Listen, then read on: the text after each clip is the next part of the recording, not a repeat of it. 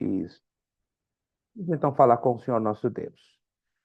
Senhor Deus e Pai, louvamos o teu nome, agradecidos por esta rica oportunidade que estamos aqui. Muito obrigado. Pai amado, Pai querido, abençoa esta primeira aula de Cartas Paulinas, que teu Santo Espírito nos guie, nos oriente em tudo, que a tua graça que nos basta nos sustente, nos fortaleça. Ajuda-me na transmissão da tua santa palavra.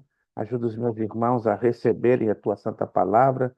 Que a tua graça que nos basta possa continuar nos sustentando. Muito obrigado, a ti oramos.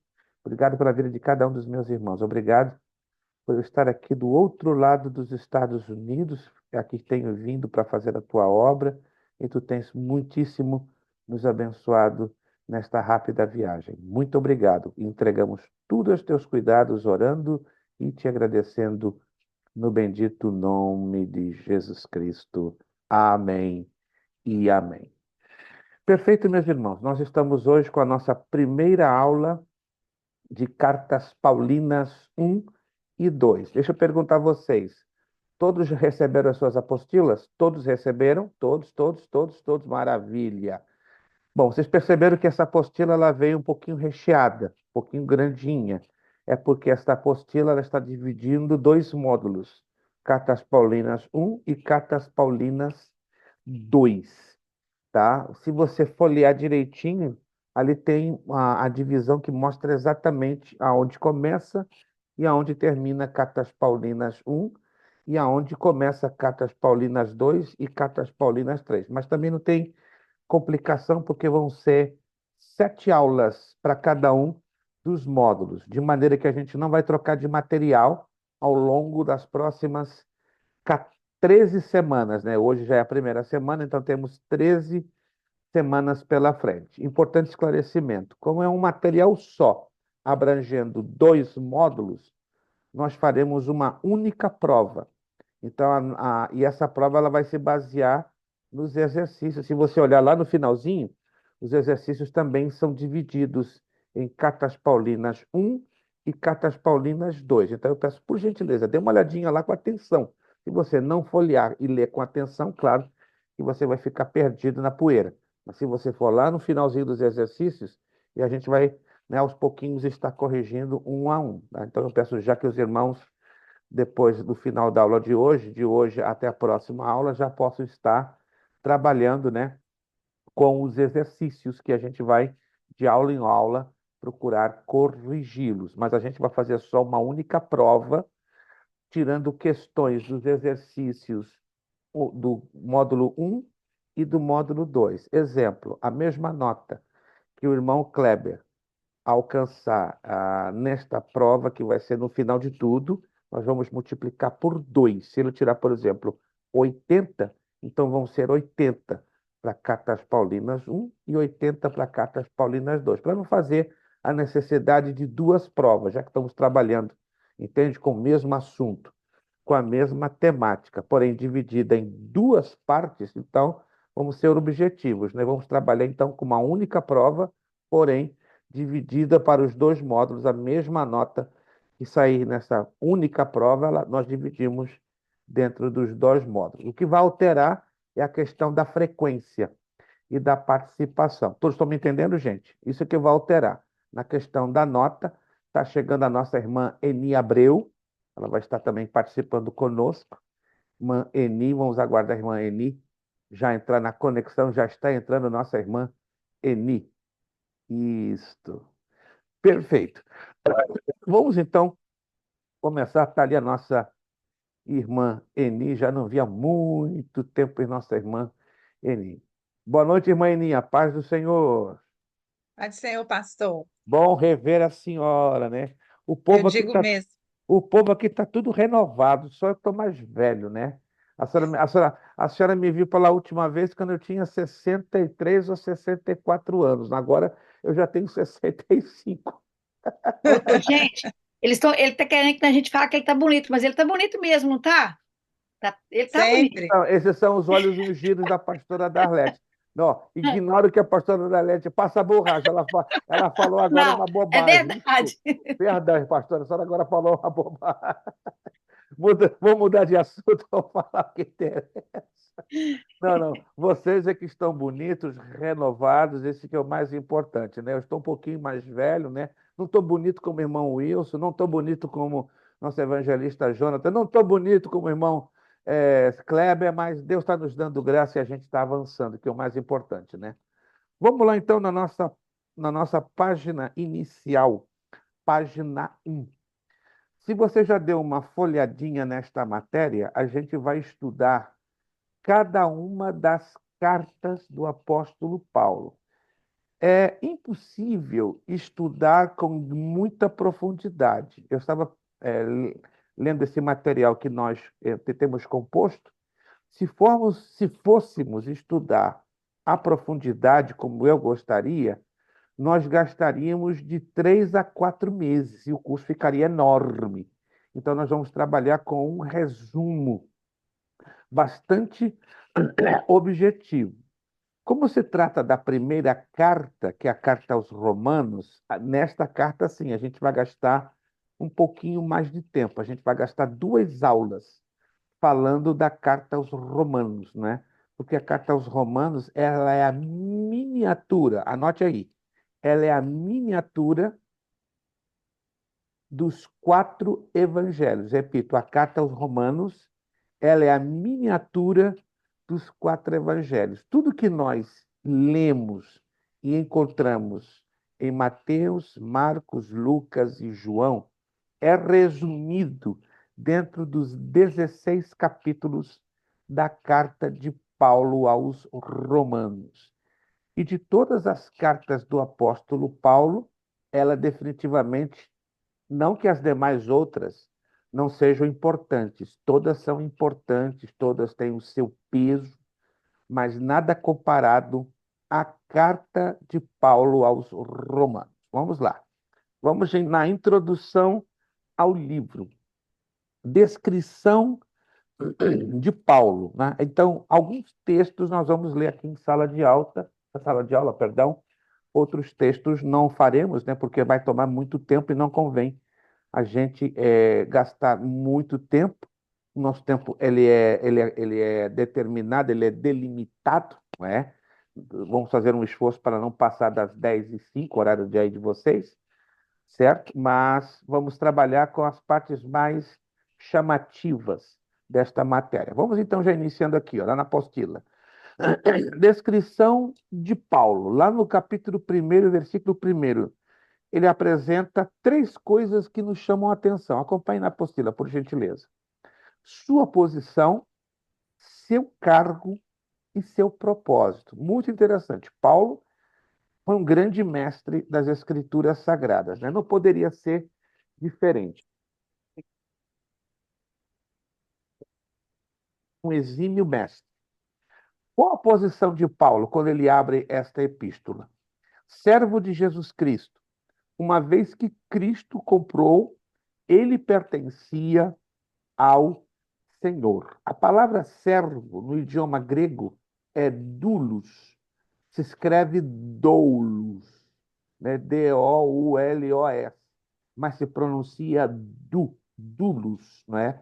Porque o encontro de O-U, como seria na nossa língua portuguesa, no grego soa como U, certo? Então, a palavra doulos, que é em português, na maioria das vezes, se é traduzida como servo, literalmente é escravo por amor, no contexto bíblico. No contexto secular, é simplesmente escravo. Então, essa é a posição de Paulo diante do Senhor. Ele era uma pertenência, ele pertencia ao Senhor. Na verdade, aqui ele se coloca como escravo por amor à pessoa do Senhor Jesus Cristo. Seu cargo, chamado para ser apóstolo. E nunca é demais, irmãos, lembrar a vocês o significado da palavra apóstolo. Está aqui, ó. A gente está facilitando o máximo possível na apostila para ninguém dizer, eu me esqueci, eu não me lembro, falhou a minha memória. Trabalhei hoje 17 horas e estou cansado no planeta Terra. Então a gente facilita o máximo para ninguém apresentar as costumeiras desculpas, né? Aluno de escola teológica, eu vou te contar, é veterano com certas desculpas. Mas como, pela misericórdia de Deus, eu já estou há mais de 50 anos na estrada, né, da vida teológica ou de educação cristã, irmãos, eu sei todas as voltinhas, você pode acreditar ou não, que o aluno teológico ou de escola teológica costuma a dar, né? A gente aprende, né, com o tempo. Eu não aprendi isso nem um, nem dois, nem 3 anos, mas ao longo dos anos a gente aprende, né, as voltinhas que os alunos costumam dar. Tá aí, ó. Apóstolo é o significado da palavra, que significa mensageiro enviado. Procura não esquecer, faz um highlight aí. Lá na frente eu vou perguntar, né, a irmã Meire, o que significa a palavra apóstolo? E ela vai fazer assim: ih, caramba, foi embora. Como assim foi embora? Saiu da minha memória. Mas se ela fizer um highlight e ela rever o vídeo ou a leitura da apostila, ela não tem como esquecer. Porque irmã Meire é jovem, gente. Irmã Meire, olha, ela me coloca no chinelo. Não vou dizer a idade de uma dama, porque seria uma falta de ética, mas a irmã Meire é maior de 18 anos. Isso é o que eu posso dizer. Eu sou maior de 65, né? Já bati 65, mas a irmã Meire é maior de 18, então ela está muito mais jovem que todos nós aqui juntos. Então ela não tem desculpa para dizer, ih, falhou minha memória. Mas às vezes ela sabe disso, né? A memória dela também falha. Que dirá a minha? A minha, então, ó, pum, dá uns apagões que só Deus na causa. Agora, o esposo dela, vocês têm que conhecer. Esse homem tem uma memória de elefante. Irmão Gil Kleber. Ninguém bate o esposo dela. Vamos lá. Chamado. Outra definição que eu coloquei para facilitar a sua memorização. Implica que ele não era indicado por si mesmo. Hoje em dia nós vemos obreiros se autoproclamando apóstolos, se autoproclamando patriarcas, se autoproclamando até querubins e semideuses. Que loucura, gente. Nós estamos num tempo altamente perigoso, que os caras não se contentam ser chamados de servos. Não, eu sou querubim. Não, eu sou serafim. Eu sou semideus. Eu sou apóstolo. Irmãos, que isso influi na nossa salvação? Entendo que alguns buscam ter títulos para serem reconhecidos pelos homens, mas que lindo é quando Deus nos chama e ele nos reconhece. Isso é lindo, entende? Por isso que quando ocorre separação de obreiros, segundo a Bíblia, aprendemos a entender que a separação de obreiros é a confirmação de algo que Deus já colocou no coração do obreiro. Há, infelizmente, as exceções, né? Obreiros que se autoconsagram, que se auto-ordenam e que se autoproclamam chamados da parte de Deus. Por isso, no caso de Paulo, ele definitivamente foi indicado por Jesus Cristo, não foi indicado por si próprio. Terceira coisa que aprendemos, que ele tem o direito, por causa disso, de falar por Cristo. Olha que interessante. Então, são as credenciais daquele que pode falar para o Cristo. Primeiro, tem que ser um mensageiro enviado. Segundo, não era indicado por si mesmo, mas indicado por aquele que o chamou, Senhor Jesus Cristo.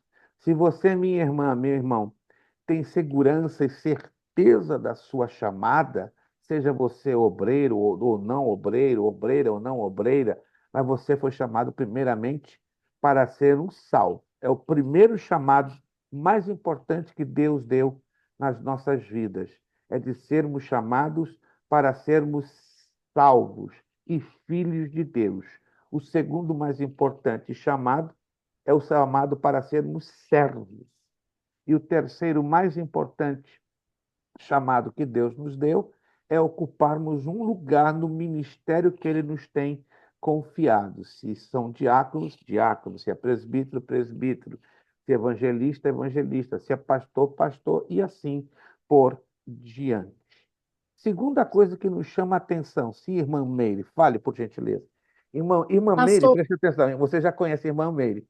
Quando a irmã Meire solta uma abordagem, isso aqui fica, ó, iluminado e aquecido, igual a pastora Darlete. Quando a pastora Darlete faz uma abordagem, a telinha esquenta. E olha, esquenta com força. Então, eu falei com Deus esses dias, né? Senhor, quero voltar a ouvir a irmã Meire, não que os demais irmãos não o façam, eu sei que vocês fazem, e ó, tenho assistido os vídeos das aulas com o professor Kleber, e vocês fazem assim, nota 10.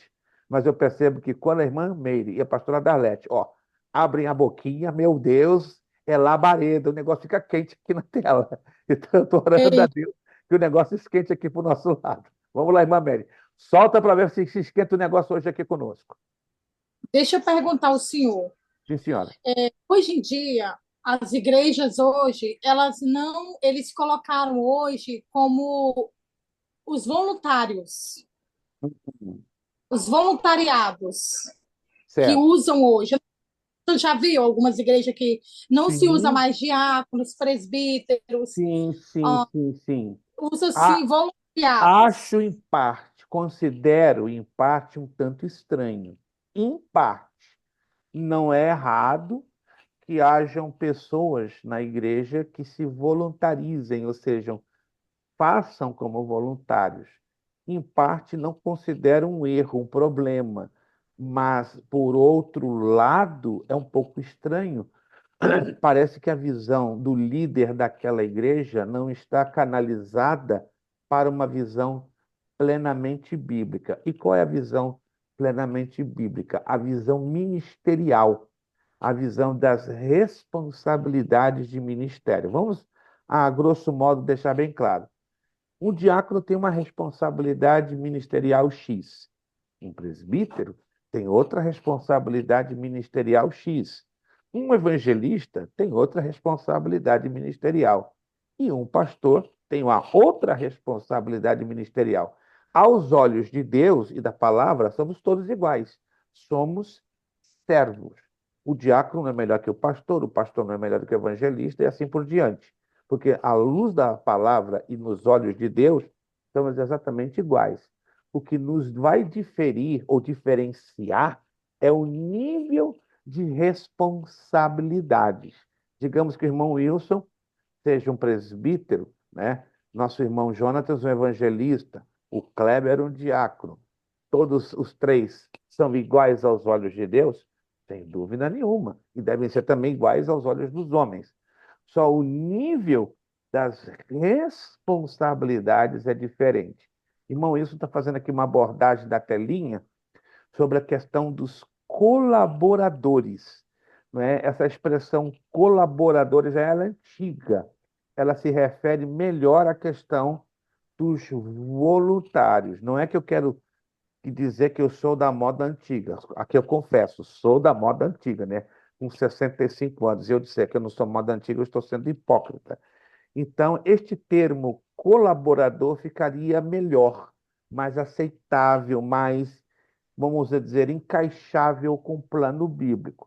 O voluntário, dependendo de quem ouça, vai soar um pouco assim, solto demais, como querendo dizer, faça se quiser e eu faço quando me dá na cabeça, entende? Mas a minha pergunta, um líder não deveria ter um grupo com o qual pudesse contar a toda hora?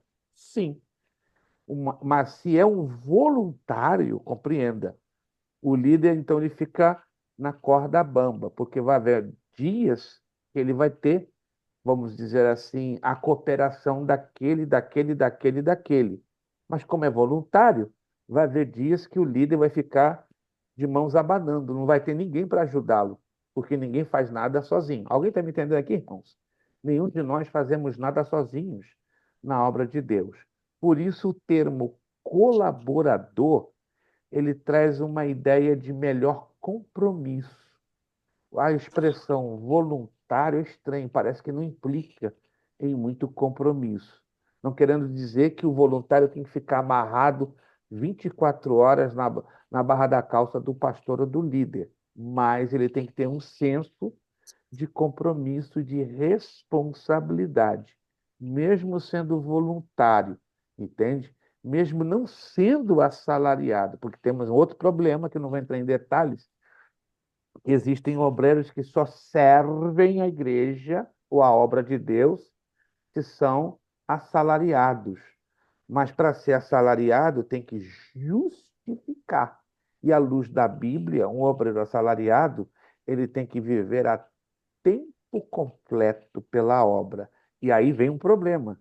Nem todos podem e nem todos querem. Alguns estão aí, louquinhos para viver a tempo completo. Mas vem um problema. Não, ó, o que se paga é muito pouco, então eu não posso viver a tempo completo, porque aí eu vou passar necessidade com a minha família, etc. Claro, cada um, entende? Tem uma escolha a fazer, porque alguns têm um nível de vida muito alto.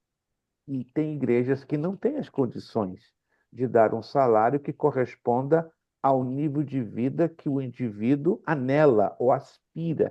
Então, alguns não desejam viver a tempo completo pela obra. Melhor, eles decidem trabalhar materialmente para justamente manter o nível do seu nível de vida, né? Mas, como diz a Bíblia, digno é o trabalhador do seu salário.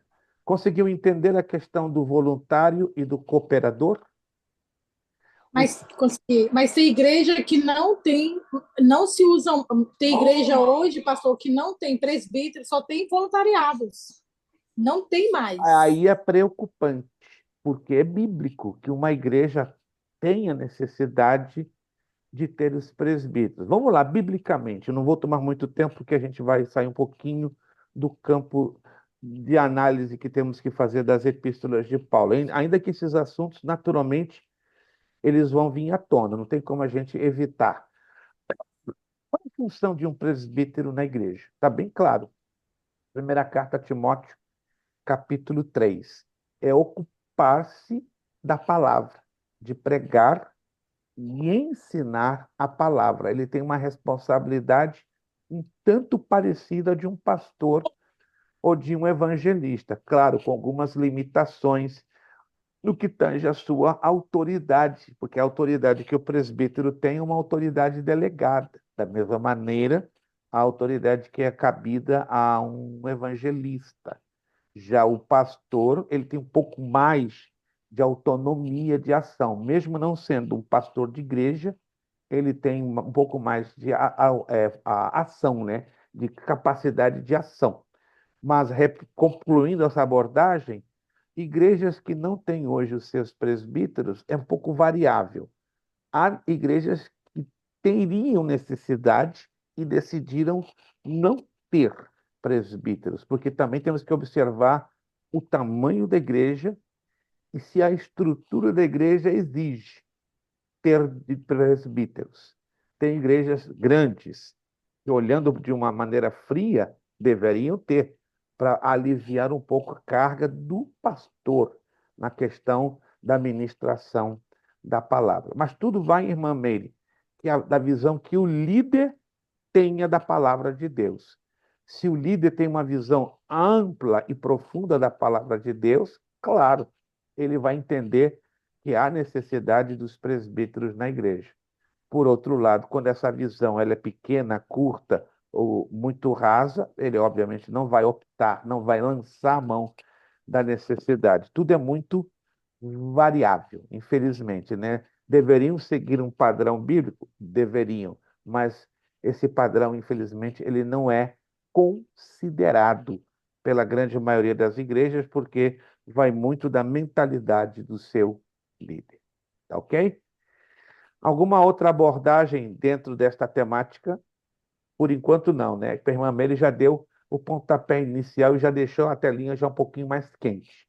Mas vocês vão ver que daqui a pouco a telinha vai ferver, vai ser igual a água ebulindo na chaleira. Mas vamos lá. Seu propósito: separado para o Evangelho de Deus. Alguém se lembra o significado da palavra evangelho? Olha que a gente falou isso lá no básico em teologia. Eu tenho certeza que pelo menos um de vocês vai se lembrar. Boas novas. Repita, Kleber. Boas novas. Rapaz, vou ter que mandar um presente pelo correio para o Kleber. Boas novas, boas notícias. Se você não se lembra, anote em algum lugar aí.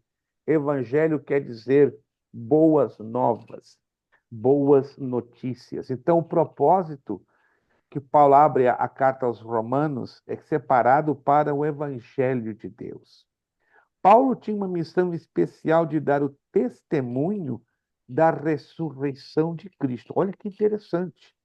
Portanto, Jesus havia aparecido a ele. Ele não conviveu com Jesus, mas ele teve o privilégio de ter uma revelação direta do próprio Jesus, né? Foi uma revelação poderosíssima, como está lá em Atos 9:15, 22:14, 26:16 a 18, né? Os textos que estão aí, se vocês podem, por gentileza, apreciar em uma leitura em casa, vocês vão ver que definitivamente o encontro que Paulo teve com Jesus foi poderosíssimo. Descrição do Evangelho. Paulo dá aí em Romanos 1, 2, 4. Vamos lá. Essa descrição, ela abrange duas situações. Primeiro, prometido outrora, ou seja, prometido lá atrás. Coisas que são prometidas e, portanto, ansiosamente esperadas, são mais valiosas. O Evangelho não era inovação. Paulo não inventou. Mas hoje em dia, queridos irmãos, tem muita gente aí querendo inventar coisa nova e colocar dentro do Evangelho. Posso dizer algo sinceramente? O Evangelho não precisa de nenhum aditivo. O Evangelho de Cristo não precisa de nenhum acréscimo. O Evangelho de Cristo não precisa de nada mais novo, porque o Evangelho de Cristo já é tudo, já tem tudo o que precisa, já é suficiente, não é? Mas eu vejo hoje líderes, eu falo com respeito, sem criticar, preocupados em colocar isso, colocar aquilo nas suas igrejas para chamar a atenção de novos membros ou novos convertidos. Irmãos, o Evangelho de Cristo, como Paulo disse lá em Romanos, e a gente vai estudar, é poder de Deus. Primeiro para o judeu e depois para o grego e para todo aquele que nele crê. Aí eu pergunto, que necessidade em se colocar coisa nova, aditiva ao evangelho? Sabe o que está faltando hoje, irmãos?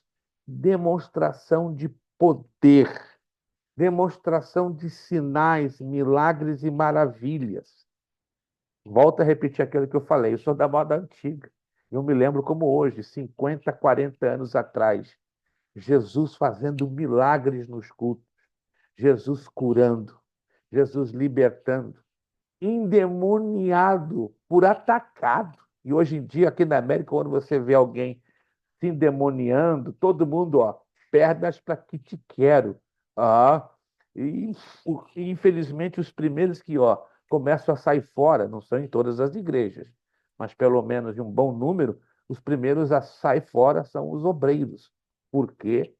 Só Deus na causa. Mas, alguns anos atrás, eu via com muita clareza, né? Quando um endemoniado se manifestava, iam de 1 a 3 obreiros com autoridade, em o nome de Jesus, sai dele. Saía. Era algo quase que automático. Curas eram abundantes. Salvação em massa. Eu pergunto, o evangelho mudou? Mas alguma coisa mudou. O que mudou? Ou quem mudou? Vamos lá. Eu creio, segundo a Bíblia, que o evangelho não mudou. Ele é o mesmo. Mas o que mudou, na verdade?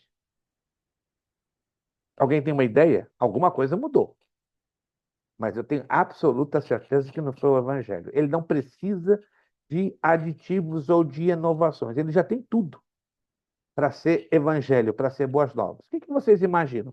Quero ouvir um ou dois de vocês, somente um ou dois.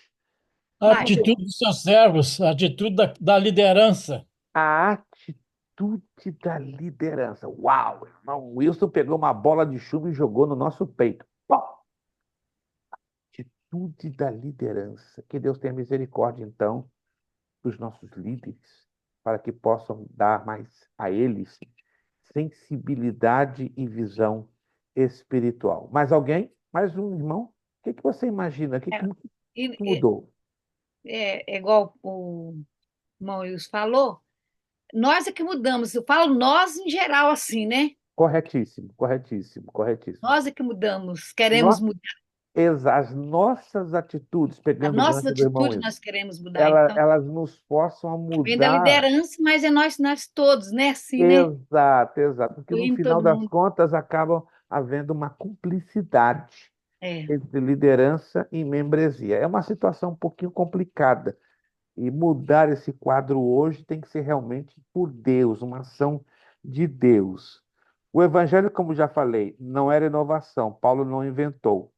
Outra descrição do evangelho que estamos lendo aqui na apostila é com respeito ao Filho de Deus. E olha as três coisas que nos falam aqui: segundo a carne, segundo o Espírito, Jesus Cristo, nosso Senhor, aí tem mais.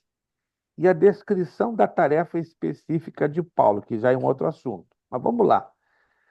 Com respeito ao Filho de Deus, o Filho de Deus veio da descendência de Davi, porque ele assumiu uma forma humana.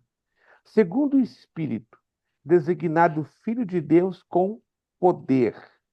Agora, não somente Filho de Deus, mas Filho de Deus com poder, como nos ensina 2 de Coríntios 13:4.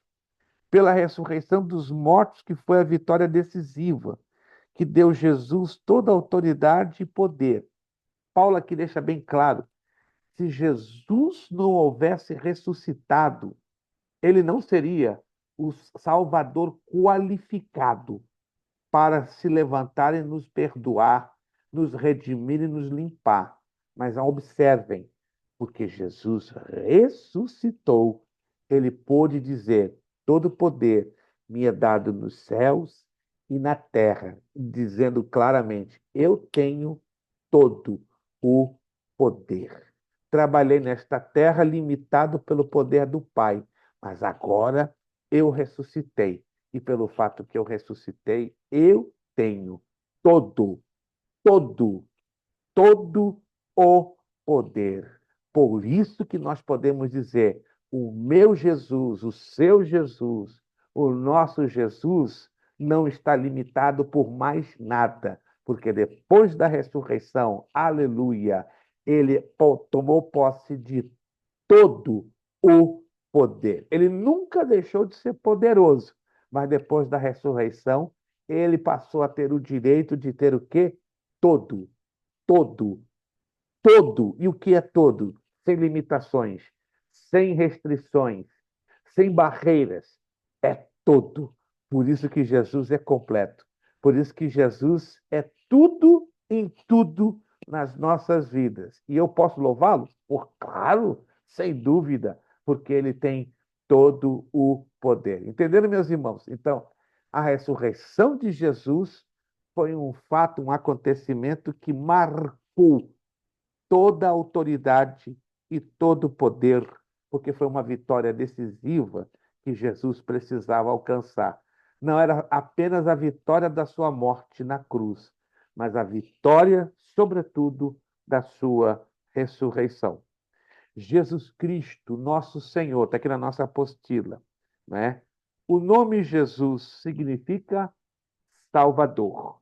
A posição Cristo significa o ungido, o Messias.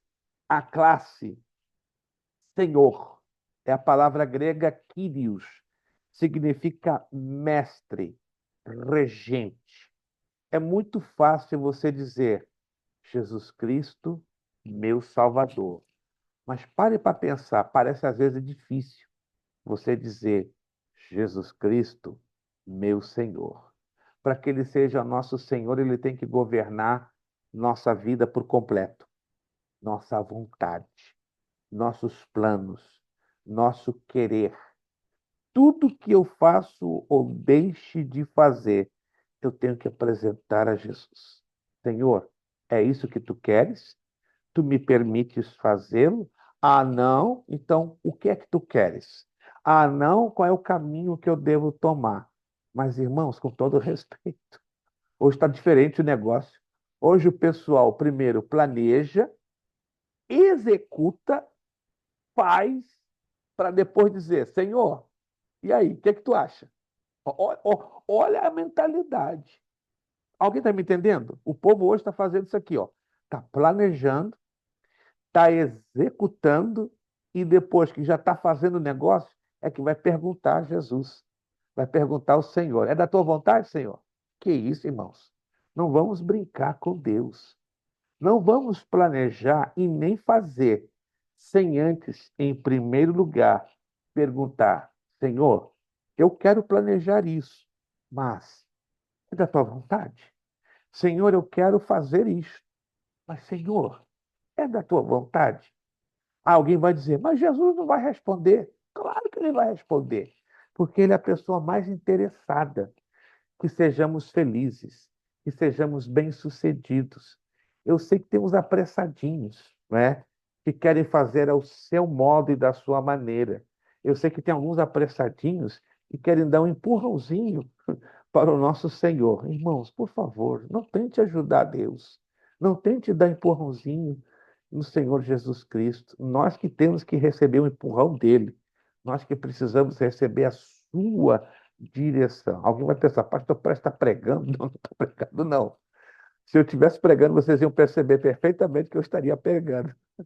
Eu estou tentando passar para vocês a importância da palavra Senhor, que cabe à pessoa do nosso Senhor Jesus Cristo. Porque Senhor fala de que Ele é o nosso mestre. O que é mestre? É aquele que tem muito para nos ensinar. E Jesus tem muito para ensinar a cada um de nós. Fico triste e preocupado quando alguém diz: eu já aprendi tudo. Como é que é? Repete. Eu já aprendi tudo. Não preciso de aprender mais nada. Meu Deus, que mentalidade pobre, que mentalidade mesquinha, ou por que não dizer arrogante, quando um servo de Deus faz esse tipo de declaração: eu já sei tudo, eu aprendi tudo. Eu vou ser muito sincero com vocês. Eu já estou no Evangelho há 54 anos e tenho chegado à conclusão: ainda não aprendi muita coisa. Para que não dizer, ainda não aprendi nada. Ainda continuo aprendendo. E a minha oração é que, se Deus ainda me der anos de vida, tenho necessidade de aprender demais. Tenho aprendido com cada um de vocês, alunos. Tenho aprendido com o irmão Wilson, com o Kleber, com o irmão Jonatas, evangelista Jonatas, irmã Meire. Com cada um de vocês é uma oportunidade de ouro para eu aprender carinho, amor, ética, respeito, compromisso, responsabilidade, né? Educação, delicadeza. Irmãos, como é importante sermos ensináveis. Eu costumo orar: Senhor, dá-me um espírito ensinável. Ainda que alguém diga: pastor, o senhor sabe muito, mas eu retruco, eu não sei ainda nada, porque eu preciso que um espírito ensinável domine a cada dia a minha vida para eu aprender cada um de vocês. Vamos lá. Oh, Sim, senhora. tem muitos também que nem interesse de aprender tem, né? É o mais deplorável, é o mais Uhum. triste, é o mais angustiante. Alguns que não têm interesse para aprender. E as pessoas que fazem esse tipo de declaração, a senhora observa, né, de leve, que são as pessoas mais necessitadas, mais carentes e que Sim. estão dando mais as bolas fora. Uhum. Aí a senhora diz: meu Deus, como é que esse cara não se dá conta da necessidade que ele tem de aprender alguma coisa? Mas daí uma de sabidão, ou até mesmo de arrogante. É a chamada falsa humildade, né? Aquele rostinho meio tranquilo, plácido, quieto, mas traz uma máscara de falsa humildade, né? A falsa humildade leva a muitos dizerem: eu não preciso de aprender, ou não tenho necessidade, ou não tenho interesse Interesse. de aprender. Tá. Que Deus tenha misericórdia, que cada um de nós, a cada dia, amanheçamos com sede e fome para mais e mais aprendermos. Descrição da tarefa específica de Paulo, está lá em Romanos 1, 5, 6. Olha que interessante. Qualificações. Recebeu a graça do apostolado Romanos 15, 15, 16, 1 de Coríntios 3, 10, 15, 10, Gálatas 1, 15, 2, 9, Efésios 3, 7, 8, diz claramente: eu vou te qualificar para te enviar. Isso quer dizer a graça do apostolado. A meta: efetuar a obediência por fé. Bem importante. O livro liga obediência e fé. São duas coisinhas, irmãos, que tem que caminhar junto. De nada vale eu ser um camarada riquíssimo em obediência se eu não tiver fé. De nada vale se eu sou um indivíduo cheio de fé, mas eu não sei obedecer. Porque a obediência com a fé gera o quê? O verdadeiro amor. O verdadeiro amor está ligado a esse binômio, obediência e fé. Quando você orar por você mesmo, pedindo crescimento espiritual, não se esqueça de pedir a Deus: Senhor, ajuda-me a ter mais obediência a Ti, mas também ajuda-me a ter mais fé. Quando pedimos isso a Deus, Ele vai nos acrescentar mais obediência e vai aumentar a nossa fé. Aí vamos chegar à conclusão: agora estou aprendendo definitivamente a amar a Deus. Porque para amar a Deus, temos que ser a Ele obedientes e temos que ter fé naquilo que Ele nos fala, nos ensina e nos orienta. Romanos 1, 8, 16, 19, esses textos que vocês estão vendo aqui, fala desta meta, né? A importância da conjugação de obediência por fé. Extensão. Entre todos os gentios, ou seja, os não-judeus, eles estavam dentro da comissão de Paulo, uma vez que era uma igreja principalmente gentia.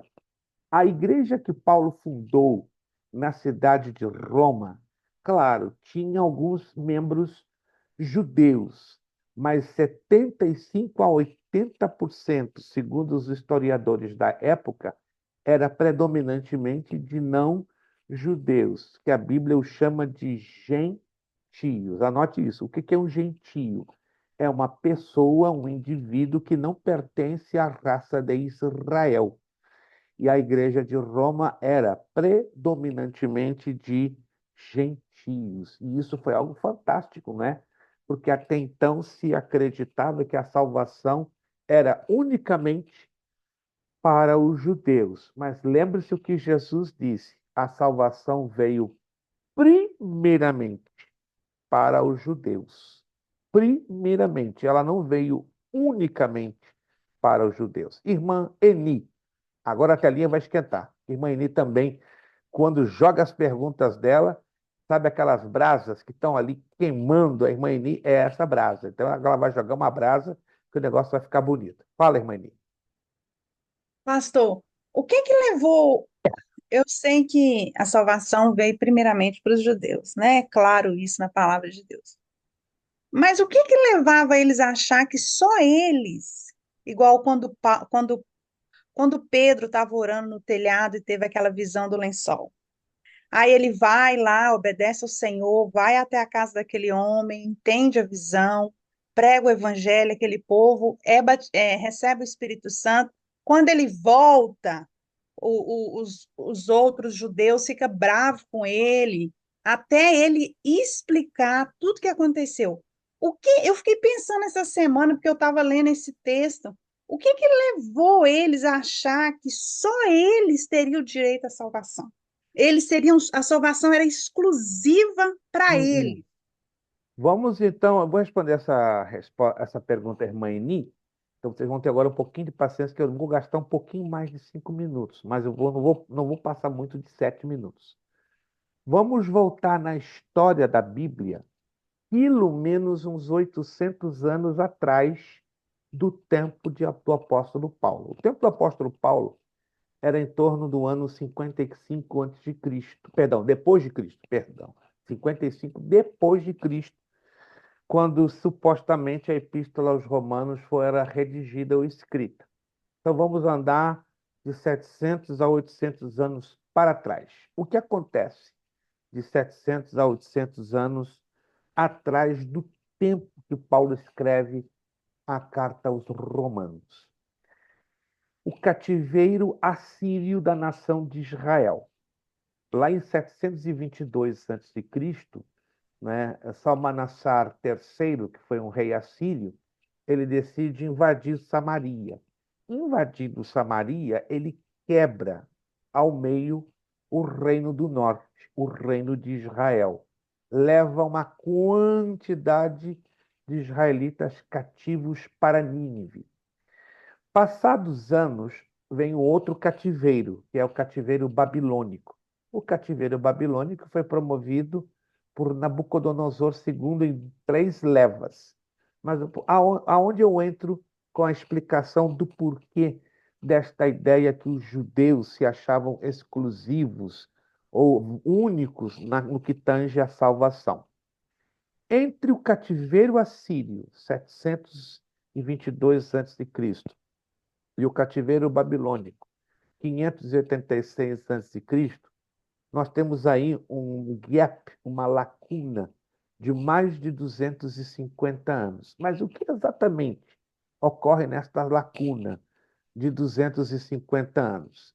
A terra de Israel, e sobretudo Samaria, fica despovoada por causa desta leva de gente cativa que é retirada forçadamente da área de Samaria ali em Israel. Como ficou esta lacuna ou este vazio, o que começou a acontecer? Uma migração de povos nômades vindos do deserto e começaram a repovoar aquela região da Samaria e do norte de Israel. Com o passar dos anos, mais de 200 anos passados, próximos já do cativeiro babilônico da nação de Judá, aí o Reino do Sul, desenvolve-se uma raça nova, chamada samaritanos. Já ouviram falar dos samaritanos? Quem são os samaritanos? Já ouviram falar dos samaritanos? Então, os samaritanos são povos que migraram do deserto da Jordânia, do deserto da Arábia, e eles se tornaram uma raça, uma nação, com religião própria, com idioma próprio, com costumes próprios. O que aconteceu anos depois, quando Israel e Judá regressaram dos seus cativeiros? Encontraram espalhados em seus territórios quem? Os samaritanos. Aí começou um problema. Os judeus começaram a rivalizar, ter rivalidade, disputa cultural, social e religiosa com os samaritanos. Eles disseram: não, a salvação veio unicamente para nós. E quem são vocês para dizerem que também a salvação inclui vocês no pacote? Não, vocês vieram como intrometidos, né, como imigrantes, né, do deserto, dali, da colar, e tomaram posse indevidamente das nossas terras, criando uma cultura diferente à nossa. Aí começa uma rixa entre judeus e samaritanos. E essa rixa, ela se prolonga até os dias de Jesus, até os dias de Paulo. Por isso que quando Jesus leva a mensagem à mulher samaritana, os discípulos de Jesus, opa, Jesus conversando com uma marginalizada da sociedade, Jesus conversando com uma mulher excluída pela nossa sociedade, percebam isso, Jesus não exclui a ninguém, Jesus não tem acepção de pessoas para com ninguém, ele ama a todos por igual, e diz a Escritura nos Evangelhos que Jesus pregou o evangelho até mesmo para quem? Para os não-judeus, para os gentios. Lembram-se que Jesus curou uma mulher cirofenícia? Ela não era judia. Ela não era judia, mas ela tinha ouvido falar de quem? Da salvação através da pessoa do Senhor Jesus Cristo. Então, os judeus, infelizmente, com o passar do tempo, eles criaram uma mentalidade exclusivista. Não, a salvação é nossa, mas tudo por causa desta rivalidade desenvolvida entre judeus e samaritanos. E para piorar, irmã Eni, por volta de 168 a.C., cria-se o chamado Partido dos Fariseus.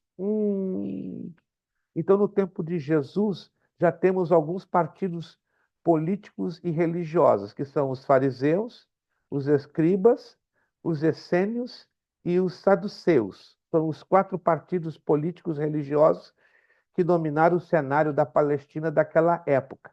Mas os mais difíceis de se conviver, de se lidar, eram quem? Os fariseus. A palavra fariseu quer dizer separado. Então, os fariseus, a partir de 168, 169 a.C., inculca a ideia na cabeça da raça judaica, ou na cabeça dos judeus, que a salvação era um privilégio unicamente direcionado à nação de Israel. Mas o bonito de tudo, que Jesus vem e quebra essa mentalidade retrógrada, essa mentalidade exclusivista, esta mentalidade de acepção de pessoas, né? Tanto que o apóstolo Paulo deixa bem claro, porque Deus não tem acepção de pessoas para ninguém. Então Jesus veio e quebrou todas as regrinhas que os fariseus impuseram, né, com a sua predominância, tanto política como religiosa. Conseguiu entender, irmã Eni? Eles deixaram um estrago, essa é a verdade, tanto na vida política, vida social e na vida social da nação de Israel. Vamos então avançar um pouquinho? O propósito, como já falei, está aqui, ó, por amor do seu nome. Alguns buscam glorificar a si mesmos em sua pregação. Outros pensam mais no bem dos seus ouvintes. Mas, acima de tudo, devemos procurar a glória de Deus. Se pregamos o Evangelho, quem deve receber os aplausos? Quem deve receber os méritos? Quem deve receber o reconhecimento? Quem prega? Os líderes? Os pastores? Jamais. A glória, sempre e sempre, devemos dar ao Pai, ao Filho e ao Espírito Santo. Mas Deus usou a irmã Meire. A irmã Meire orou e 153 foram batizados com o Espírito Santo. Então vamos aplaudir a irmã Meire. A irmã Meire foi apenas um instrumento, foi um canal, foi uma mordoma, foi uma serva. Ela não fez mais do que a obrigação dela e está na posição para ser usada por Deus. Mas tem obreiro, tem líder que se acha o bambambam bam, bam da história. Eu fui usado para libertar 10 endemoniados. Eu fui usado para a salvação de 238 no culto do domingo passado. Eu fui usado para curar 110 pessoas. Irmão, você mesmo acabou de falar. Você foi usado. Mas quem fez a obra não fui eu, não foi você, não foi nenhum de nós. Quem fez o trabalho? O Espírito Santo, o Pai e o Filho. Então, para quê? Roubar algo que não é nosso, que não nos pertence. A glória é de um só. Amém? Se Deus começa a te usar, minha irmã e meu irmão, não esquece nunca. A glória é de um só. Não rouba aquilo que não te pertence. A glória, o aplauso é de um só. Eu fico preocupado. Não me queiram a mal que eu vou dizer. Eu fico muito preocupado, às vezes, em um culto. Vai lá o pastor, o líder, o dirigente do culto. Vamos dar um aplauso ao pregador. Sabe o que isso me preocupa? Porque estamos roubando o aplauso que pertence ao dono da glória, Jesus. Eu até entendo que, às vezes, o líder quer dar uma demonstração de respeito e de carinho pelo pregador que se esmerou, se esforçou para pregar a palavra de Deus, mas que faça de uma outra maneira, não deixando subentender no ar o mal entendido que estamos dando a glória para o pregador. Temos que dar a glória para quem pertence a esta glória por direito legal, e é Cristo Jesus. é o Pai Celestial, é o Espírito Santo. Ei, minha oração é que Deus te use muito, muito, muito, muito, muito, muito. Mas lembra-te, mesmo que você venha cuspir fogo, mesmo que você venha subir num redemoinho de fumaça, não que você levite 10 metros do solo. Ó, o aplauso é só para um. É só para um. Quem tem que brilhar é um só. Esses dias eu fiquei chateado no culto de uma igreja hispânica. Acá tenemos pastor Luiz Prestes. Ha brilhado muito nesta noite. Eu tive que pegar o microfone. Me dá uma palavra, me dá um minutinho só no microfone. E aí eu não quis contradizer o pastor, mas fui obrigado. Meu irmão, meu irmão, quem brilhou forte nesta noite foi um solo. Ele ficou meio sem graça. Eu peguei o microfone educadamente, mas aquilo ali eu não podia deixar passar em branco. Não, não. Eu não vim aqui para brilhar. Quem brilhou? Jesus de Nazaré. Quem brilhou? O Pai. Quem brilhou? O Espírito Santo. Amém, irmãos? Amém, irmãos? Não tenta brilhar não, que dá zebra, dá problema. Deixa Jesus brilhar na tua vida. Deixa o Pai e o Espírito Santo brilharem na sua vida. Não rouba aquilo que não te pertence. Toda a glória pertence a Ele. Paulo aqui, ele faz a descrição dos leitores desta carta. Ele está mandando uma carta, não é? Para os cristãos em Roma, amados de Deus e chamados para serem santos. Olha que descrição bonita, né? A igreja em Roma era uma igreja de amados de Deus e eram chamados para serem santos. Alguém se lembra do significado da palavra santo? Não chova no molhado, não, porque um irmão de uma outra turma, santo quer dizer santo. Não, tem outro significado, não chova no molhado. E o irmão repetiu, não, pastor, o senhor está errado. Santo quer dizer santo. Não, meu irmão, então tem um problema aí. A palavra santo tem um outro significado. Alguém se lembra? Se não se lembra, eu vou dizer e você vai anotar. Porque eu estou aqui abrindo os meus dois ouvidos para ver se eu consigo ouvir alguém se lembrar. Kleber, me ajuda. Se lembra, irmão Wilson, me ajuda. Vamos ver se alguém se lembra do significado da Ser palavra separado, né, pastor? Não. separar. Ô, meu querido irmão Jonatas, eu É. sabia que ele estava lá quietinho. Estou vendo ali naquele conforto, naquele sofá bonito, né? Eu falei, não, ele está sabendo, por isso que ele está lá, bem ajeitadinho, bem confortável, né? Isso aqui é uma técnica de psicologia, né? Quando o aluno está bem confortável, bem tranquilo, ele está sabendo de tudo, está lá quietinho, mas na hora certa ele abre a caixa do baú. Parabéns, irmão. Santo quer dizer separado. Anote em algum lugar. Santo quer dizer separado. Então, Deus fez o irmão Wilson, que é separado, para uso exclusivo dele. Pastora Darlete, eu posso dizer que ela é santa? Posso, porque ela foi separada. Parado para Vamos, fazer a obra. vamos acender uma vela para a pastora Darlete? Porque ela é santa? Não, vai, de Não, jeito nenhum. nada de acender vela para a pastora Darlete. Ela é uma santa diferente. A Bíblia nos apresenta que nós somos santos, não como a Igreja Católica os coloca num pedestal para acender uma vela e para ser adorado ou venerado, mas somos santos porque fomos separados para fazermos a sua obra. A senhora ia fazer alguma Eu quero colocação, só faça. Sim, falar um pouquinho sobre, rápido, sim, sobre o que o sim. senhor falou aí que tem muitos pregadores que confiam nele mesmo, né? Não deixa a glória para Deus. Eu fui Exato. convidada para pregar numa igreja e era na época do Covid, então tem mais ou menos uns 3 anos ou mais, né? Sim, E as igrejas estavam bem vazias, né? certo. Quando aquela época não tava indo poucas pessoas na igreja. E eu, quando fui convidada para pregar, eu era dessa igreja, que agora eu mudei, então eu fui, eu preparei, né, uma semana estudando, né, tudo. E quando foi o dia de eu pregar, a igreja lotou. E o Olha pastor ficou só. muito preocupado. Eu não sabia que a igreja ia lotar, né? A- Então, fui Até eu, pastora Dalete, com todo respeito, se eu soubesse, eu tivesse na área, eu ia pegar minha esposa, meu pastor, filho, ia mas convidar eu não sabia uns que a igreja ia 15. lotar.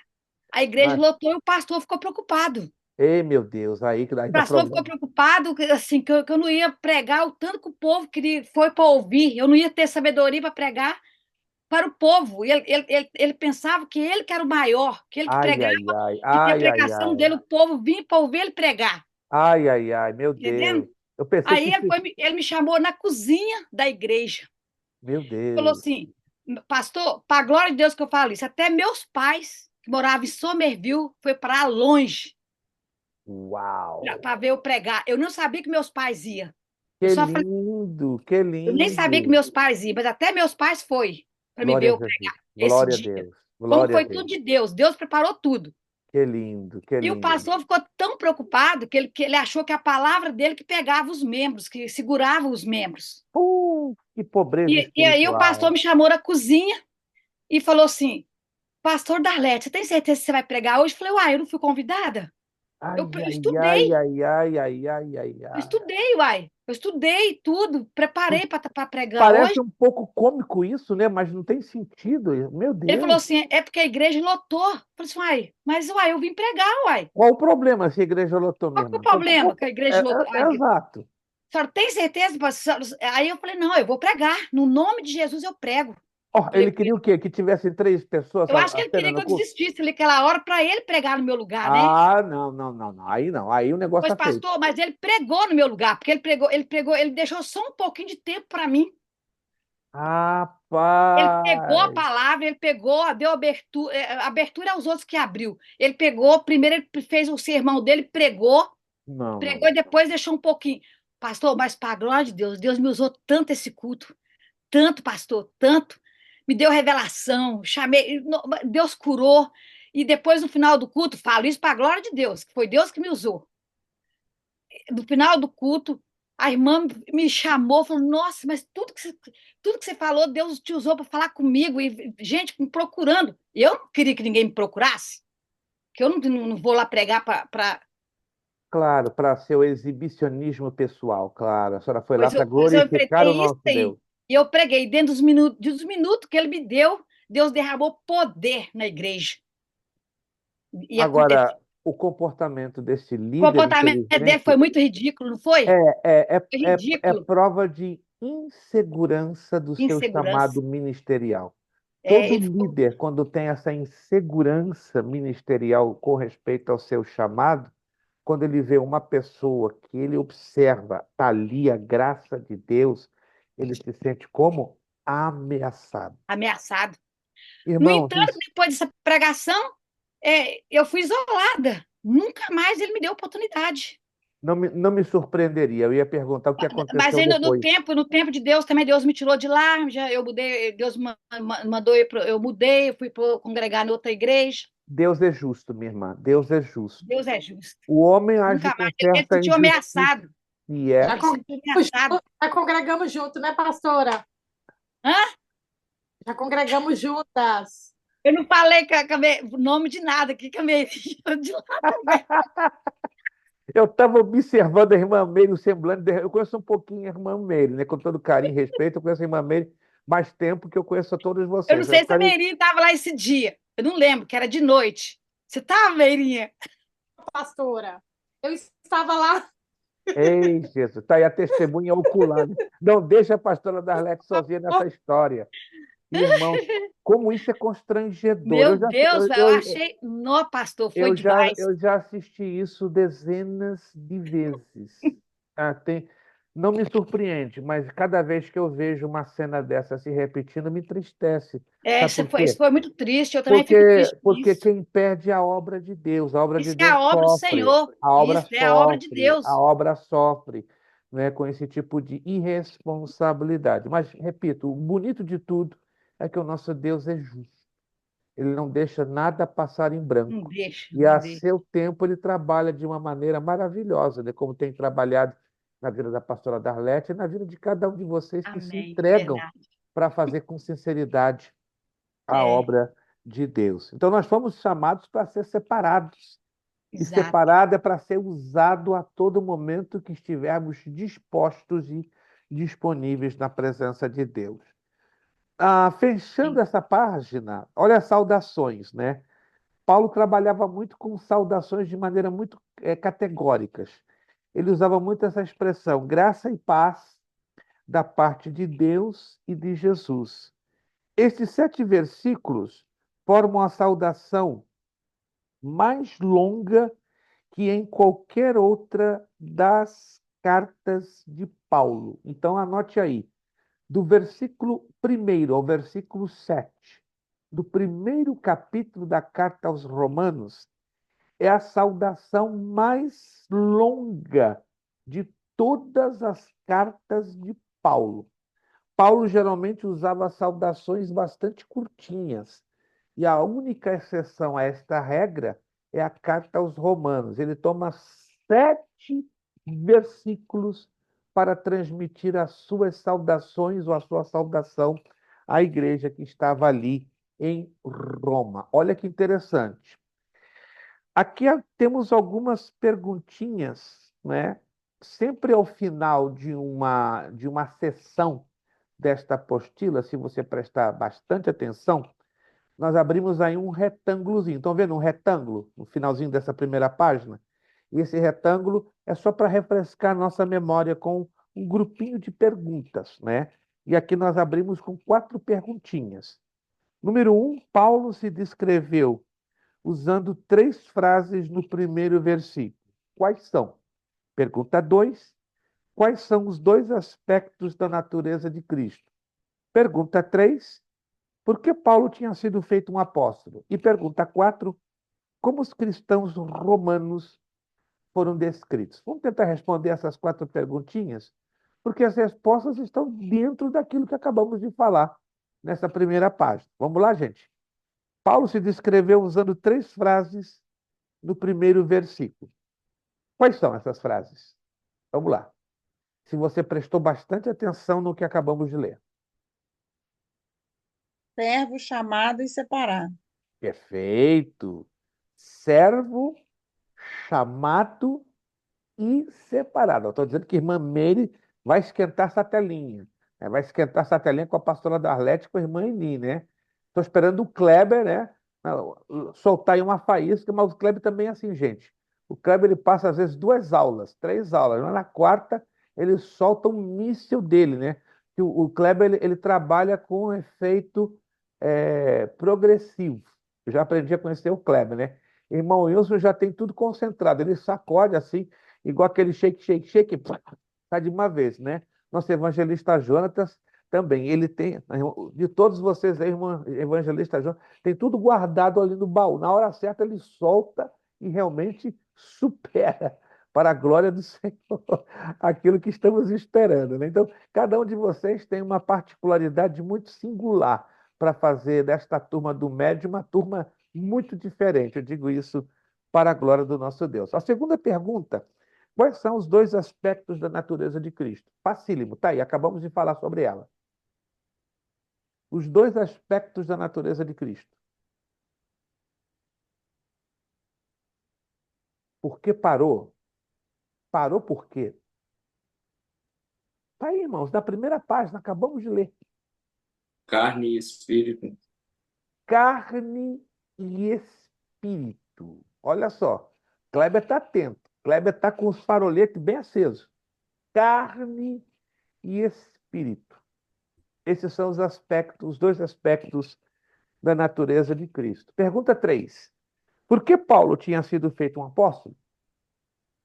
Tem uma razão. E essa razão está aí nessa primeira página. Acabamos de ler essa primeira página. Deu na cabeça dele de ser feito apóstolo? Minha pergunta. Não. Então, o que aconteceu para ele ser apóstolo? Chamado, não? Foi chamado e indicado. Ele foi chamado e indicado. É o problema hoje de alguns obreiros que não têm chamado e não são indicados, mas querem se exaltar a si próprios como apóstolo, como bispos, como querubins, como serafins, como semideuses e daí para frente. E a quarta pergunta, facílima. Como os cristãos romanos foram descritos? Amados de Deus e chamados para serem santos. Excelente, irmã Aine. Parabéns.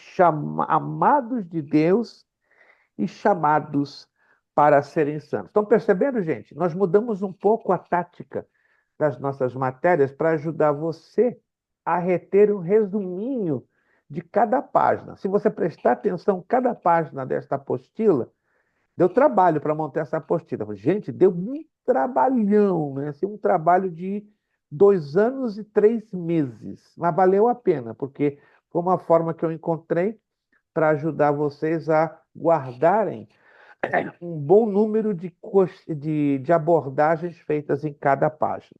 Virando para a próxima página, que já são, meu Deus, já são quase 10 para as 10 aí, né? Meu pai, como o tempo passar. Quando o assunto, irmãos, é gostoso, a gente não sente o tempo passar. É muito complicado quando não é um assunto atraente e quando também o professor tem dificuldades em colocar o assunto. Eu sei que todos nós temos limitações próprias, né? Eu tenho as minhas, o professor Kleber tem, mas eu tenho assistido às aulas do professor Kleber por vídeo e, graças a Deus, vocês não têm se cansado. Muito pelo contrário, ele é muito dinâmico, ele é muito prático, ele é muito bom para a glória do Senhor. Então, eu fico feliz que não fez falta a minha ausência, né? Agora que vocês vão se cansar um pouco comigo, né? Agora vocês vão se chatear um pouco comigo, né? Alguns de vocês, volta, irmão Kleber, volta, tranquilo, vocês vão me aguentar 14 semanas, né? Incluído hoje, né? Mas depois de 14 semanas vocês vão estar aliviados. Vocês vão dizer, vamos cantar aquele hino da harpa cristã. Livre estou. Então fica tranquilo, pede a graça a Deus, que são apenas 13 semanas de prova. É prova, né? Alguém me ouvir é prova, né? Como diz meu filho, pai, ouvi o senhor, é prova. Eu sei disso, porque tu é meu filho. Se você não fosse meu filho, ele me ouve todo dia, né? Pai, para de pregar, às vezes eu não aguento, né? Eu já ouço o senhor. Ele assiste todos os meus vídeos, né? Ele tem essa mania. Então para de ver os meus vídeos, meu amigo. Aí você fica mais descansado de mim, né? Depois de ouvir os vídeos, ainda tem que ouvir o senhor dentro de casa. Ninguém aguenta. Então muda tudo, muda a tática. Para de ver os vídeos, só me aguenta dentro de casa. Tá de bom tamanho. Virando a página. Virando a página. O desejo de Paulo visitar aos romanos. Olha que interessante. O que nos dá a entender que Paulo, em algum momento, foi a Roma, sem dúvida nenhuma, e fundou essa igreja. Mas também nos dá a entender, pelo texto lido, ou pelos textos que vamos observar, que Paulo ali não ficou muito tempo.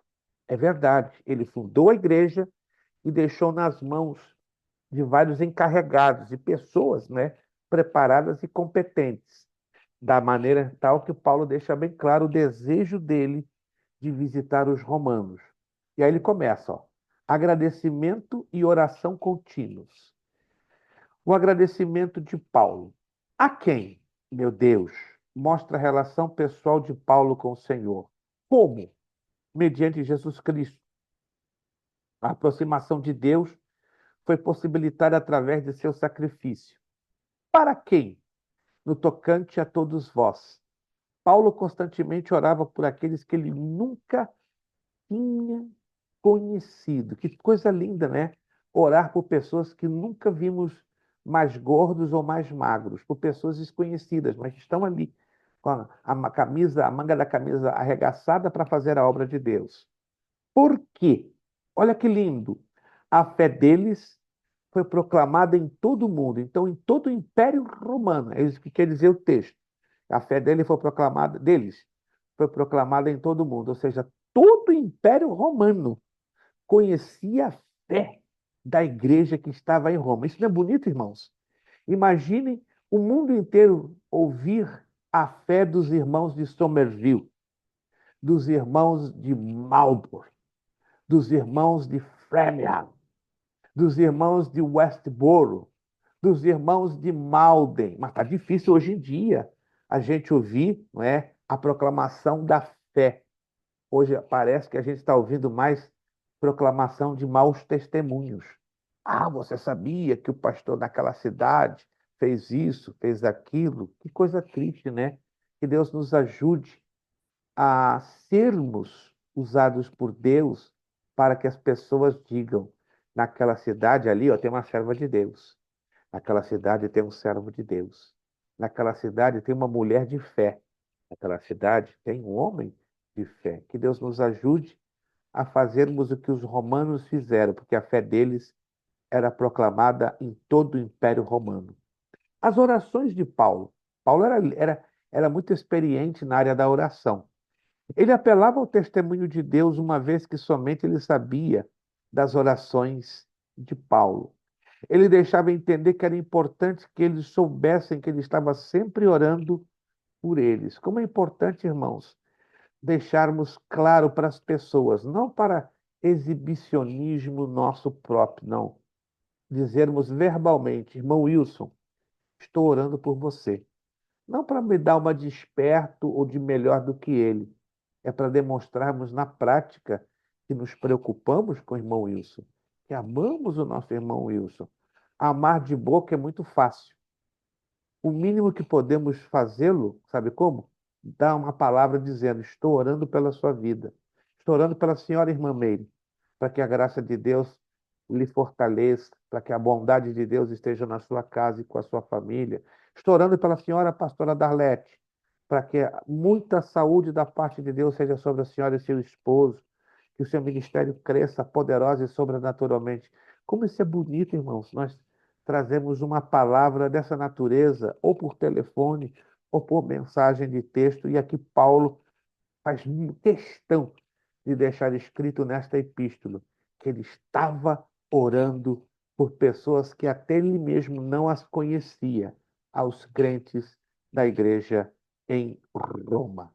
Disso ele demonstra o seu desejo intenso de ver os romanos. Orava pela oportunidade. Dá para ver a importância da oração na vida de Paulo. Pela vontade de Deus. Ele sabia que Deus estava no comando. Paulo tinha plena consciência do fluir da sua vontade soberana. Se você analisar comigo com atenção, Paulo nunca gosta de estar dentro da vontade permissiva, senão dentro da vontade perfeita de Deus, da vontade soberana. A vontade permissiva nos dá um pouco de dor de cabeça, nos traz sofrimento, nos traz angústias, porque não é a vontade perfeita de Deus, mas a soberana, como ela é boa, como ela é maravilhosa, como ela é agradável.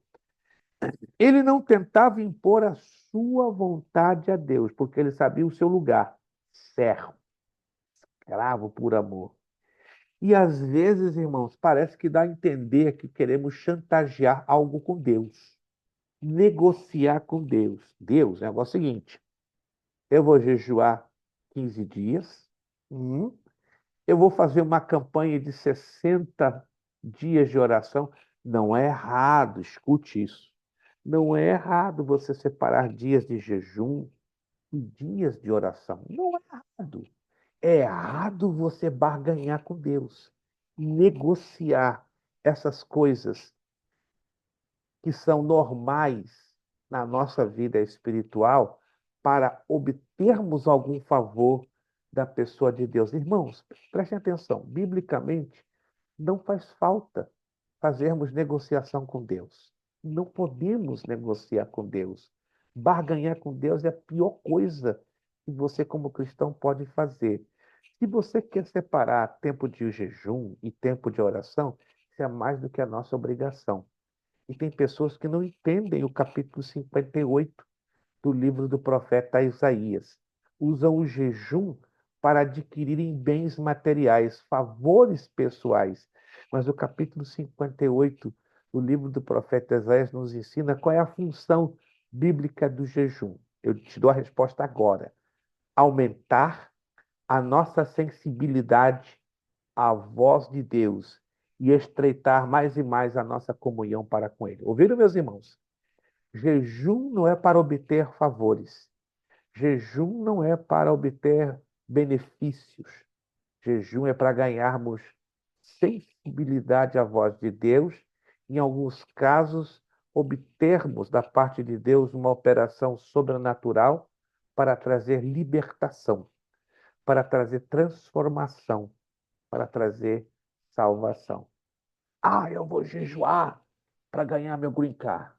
Biblicamente está errado. Eu vou jejuar para ter minha BMW 2025. Isso está errado. Eu vou jejuar para ter a minha casa de 3 pisos. Isso está errado. Coloque isso no plano da oração e não no plano do jejum. Muita gente está confundindo as coisas. E como é lindo como o apóstolo Paulo ensina a igreja em Roma a separar bem a oração do jejum e dizer bem claro qual é a função bíblica de um e de outro. Pastora Darlete. Uma pergunta, então. Porque Esther, quando eles iam exterminar o povo dela, ela proclamou um jejum para todo mundo de 3 dias. Então Esse, não é berganha, mas não é esse, je- barganha, né, que fala. barganha. Esse jejum, se a senhora analisar bem o texto, foi com o objetivo de promover a libertação de uma ameaça. E que ameaça havia? Amã, o primeiro-ministro do rei Assuero, estava ameaçando em exterminar toda a Sim. raça judaica. Então, um dos objetivos do jejum é pedir a Deus libertação. Livrar-se do inimigo.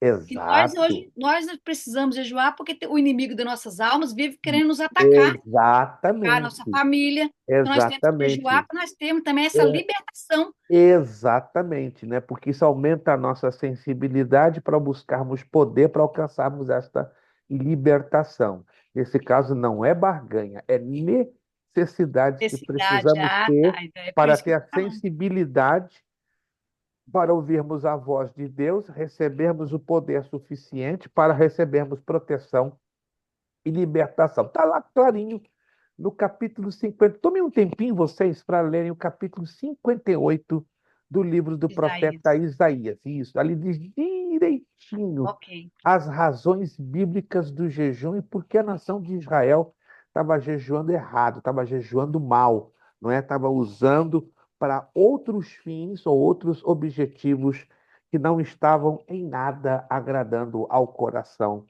de De Deus. Deus. Para quem o agradecimento do apóstolo Paulo? Vamos usar mais 6 minutinhos no nosso tempo de aula, né? Mais 6 minutinhos. No tocante a todos vós, Paulo constantemente orava por aqueles que ele nunca tinha conhecido. Por quê?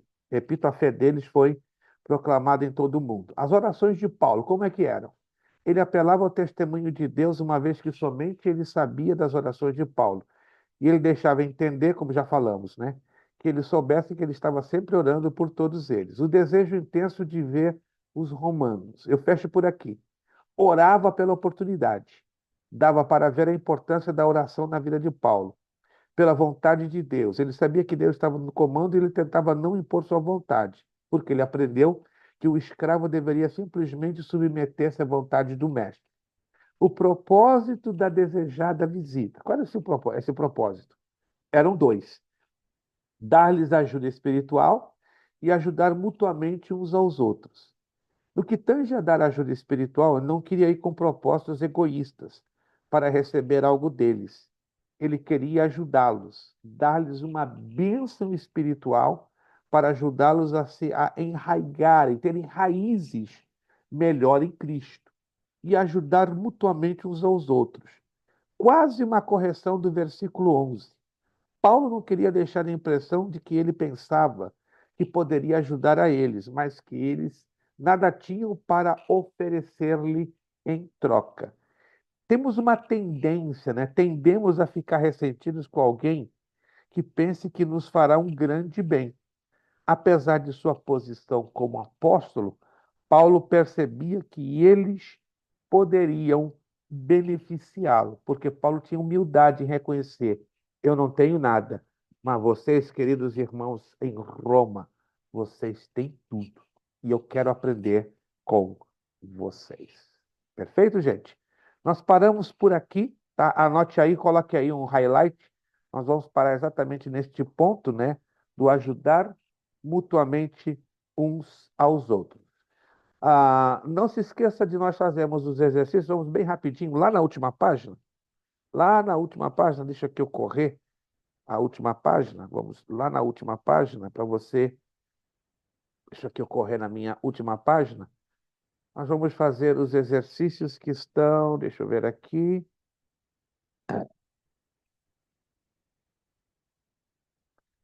Aqui eu estou usando hoje a apostila no formato digital. E a apostila papel eu não pude trazer. Ok, nós temos aqui o provão das cartas paulinas. Nós vamos fazer para a próxima aula um questionário de 15 perguntas. Mas nós vamos fazer da pergunta primeiro à pergunta 8. Repito, da pergunta primeiro, número 1 até o 8. Aí na próxima aula vamos corrigir.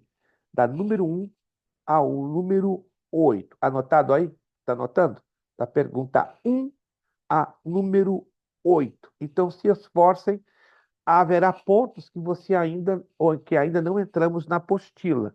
Mas a apostila, nas primeiras páginas, ela já vai dar as respostas destas perguntas. Então, é só você folhear algumas páginas à frente das que nós lemos no dia de hoje, né? Nós lemos praticamente uma página e meia, né? E trabalhamos da maneira mais resumida possível.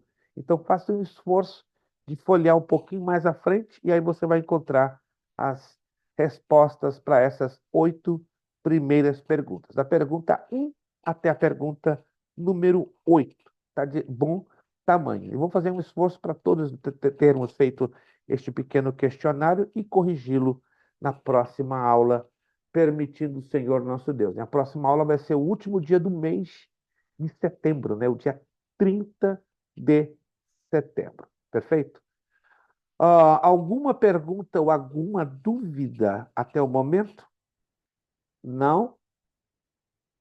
Eu creio que esta matéria vai falar muito forte e poderosamente aos nossos corações, né? Porque nós estaremos estudando as cartas de Paulo, como acredito nenhum de vocês até hoje já tinham estudado. Vamos procurar estudar de uma maneira, ao mesmo tempo, resumida, profunda, sobretudo prática. Como se aplicar dentro da nossa vida cristã. Meus irmãos, então, damos por terminada a nossa aula de hoje, né, desta segunda-feira, dia 23 de setembro. Vocês viram lá, eu deixei um áudio.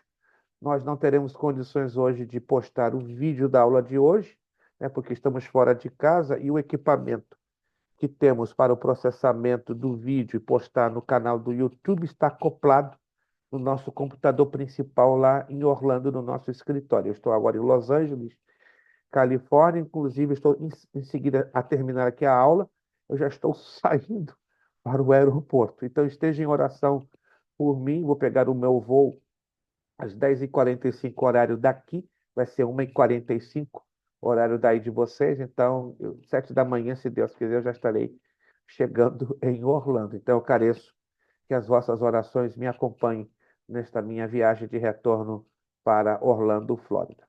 Vamos pedir a nossa irmã Meire, né, que estará abrindo o seu áudio, orando e agradecendo a Deus por esta aula. Meus sinceros agradecimentos ao nosso irmão Wilson, nosso evangelista Jonatas Araújo, irmã Meire, pastora Darlete, irmã Eni e Kleber. Muito bom ver vocês aí do grupo do Médium Teologia, bom demais.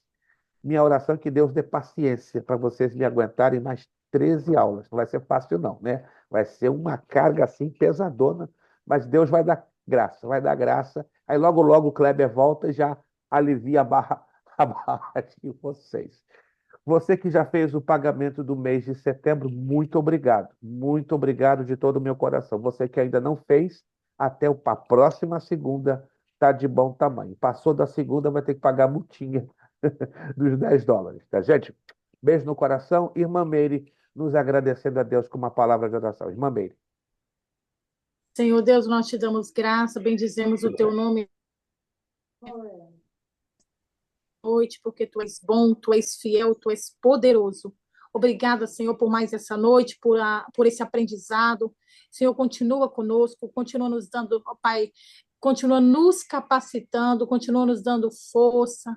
Pai, abençoa também, ó Deus, o pastor Prestes, Senhor Deus, a sua esposa, Israel Levi, o filho do teu servo. Pai, o leve em paz de volta, Senhor, para Orlando. Guarda ele, Senhor Deus, ó Pai, a volta para casa. O leva em paz, Senhor. Obrigada por tudo que o Senhor tem feito por nós. Tu és bom e fiel. Fica conosco, é o que nós te agradecemos nessa noite, no nome de Jesus. Amém. Amém. Nosso lema para fechar tudo: seriedade, Seriedade, compromisso, Compromisso, disciplina. disciplina, Seriedade, seriedade, compromisso, compromisso, disciplina. disciplina, Seriedade, seriedade, compromisso, compromisso, disciplina. disciplina. Ó, tá animado esse povo, hein? Meu Deus. É necessário que ele cresça Necessário que ele cresça e que eu eu diminua.